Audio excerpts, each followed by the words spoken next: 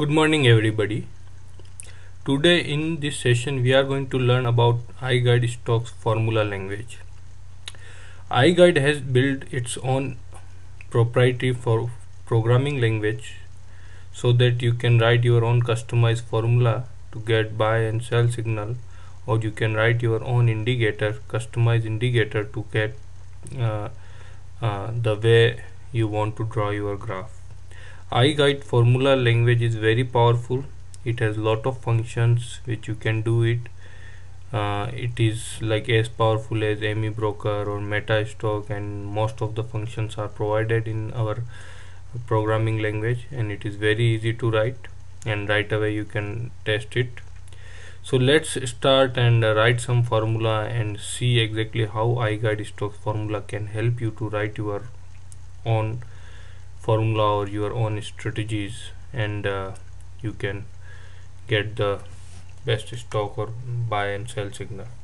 So start with iGuide. To start the iGuideStock's formula language, we have two ways to write your formula. One is basically you can click here graph with formula in language.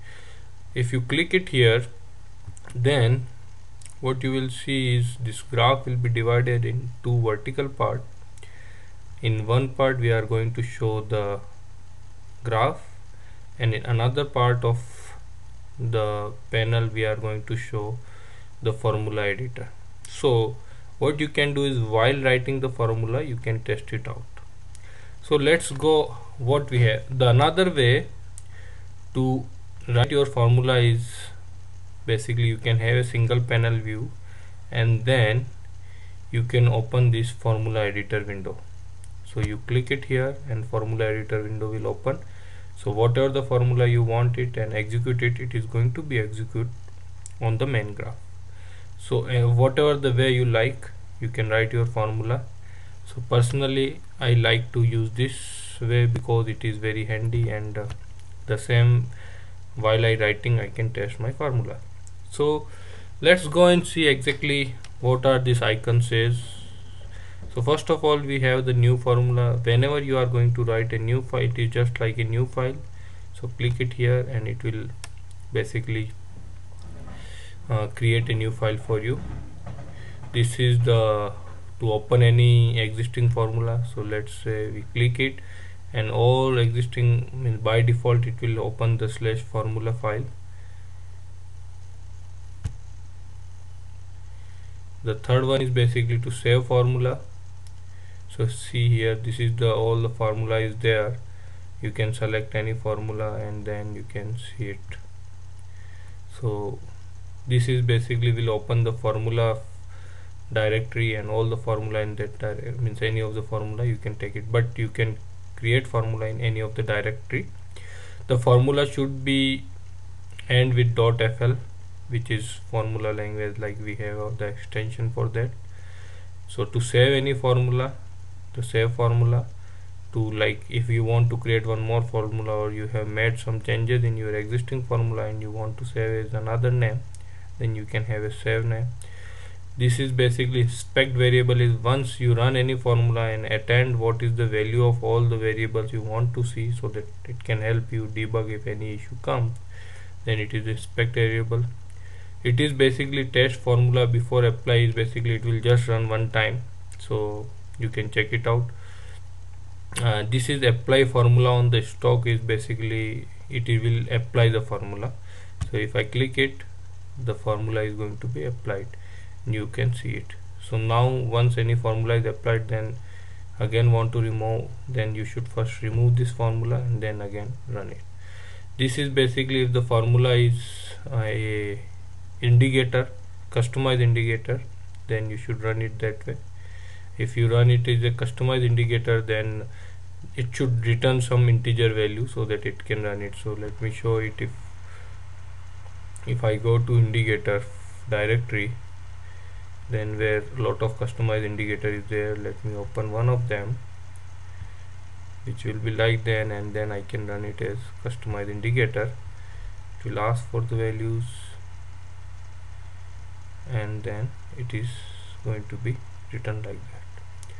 After that we have semantic analyzer, it will just show if any all bracket and all this stuff are correct. If any error, then it will show it there.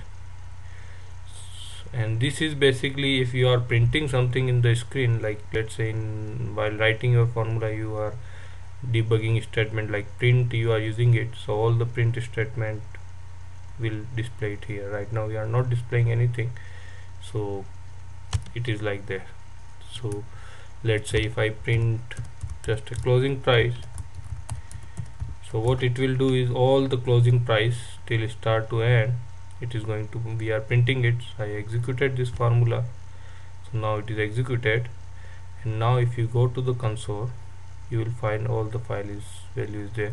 Print will do in a single line. If you do a print ln, then it will be the next line. So let me, or if you want to remove all the old value from the console, you can clear it, then again run the formula.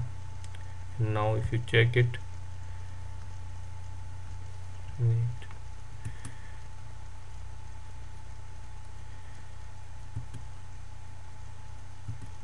so all the value will be displayed like this. So these are the major things available in the formula editor window, so you can write your formula. So let me in next session, this is just an introduction section of the iGuideStrokes formula language, how to start it. I am just, before closing this session, I am just writing one formula and I am going to show you. So first of all, click it here, it will be a new file. Let's show, like whenever the closing price is greater than opening price, I want to show a buy signal, and if it is a closing price is less, then I want to show a sell signal. So what I have to do is just if today's close is greater than open price, then buy signal, else it should be a sell signal. Now if, let me do a graph, should be very small for me, 1 month should be fine, so that I can see my results. I'm converting into the candlestick, and now this formula is ready. So just execute this formula.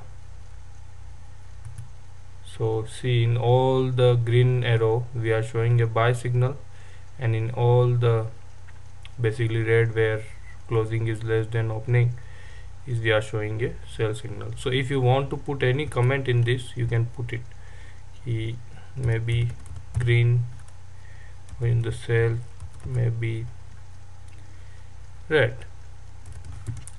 Let again remove this formula and run it, so we'll see it. So that way basically you can write your formula and do that thing. If you want to get the help of your API, like how to use any indicator or exactly what function I can use, all the thing is available there. You just keep the name and you see exactly what it do and what is the use of that function name. So all the things are available there, you just need to know more about that. So in the advanced session we will have some more session about writing this formula language, so that you will know more about that. But here right now we are ending this session. Thank you very much.